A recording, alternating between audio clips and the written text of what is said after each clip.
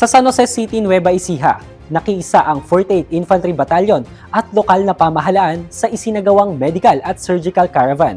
Layunin nitong mailapit ang serbisyong medikal sa mga mamamayan, lalo na sa mga nasa malalayong barangay. Darito ang ulat ni Neil Bukard. Bilang bahagi ng 7 taong anibersaryo ng Ospital ng Lungsod ng San Jose, nakiisa ang 48th Infantry Guardian Battalion Philippine Army sa isinagawang medical and surgical caravan sa Barangay Disol, San Jose City, Nueva Ecija, kamakailan. Pinangunahan ang aktibidad ni Dr. Imelda T. Cortel, Chief of Hospital, katuwang ang 48 IB at kapulisan upang maghatid ng libreng serbisyong medikal sa komunidad. Number one na objectives sa ating pagse-celebrate ay una po para po mas mapalawak pa ang ating serbisyo. Hindi lang po sa medical, ganoon din po sa financial risk protection po ng lahat po ng mamamayan sa Luzon. Kabilang sa mga serbisyong ipinagkaloob sa mahigit 100 benepisyaryo, ang libreng medical check-up, tuli, libreng gupit, pamamahagi ng gamot, at information drive tungkol sa food safety at iba pa.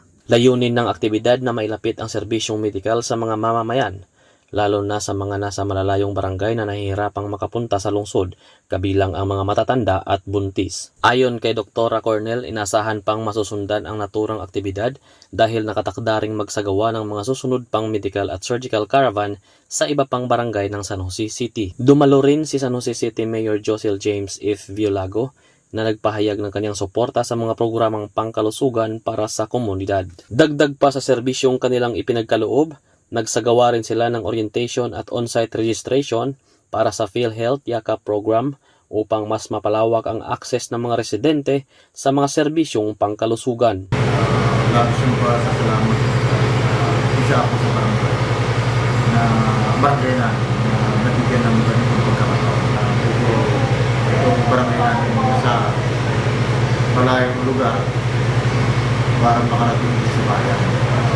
So, ito yung sinasapat ng mga mamamayan magandang mga pinili kasi hindi na sila pipila doon ng matagal.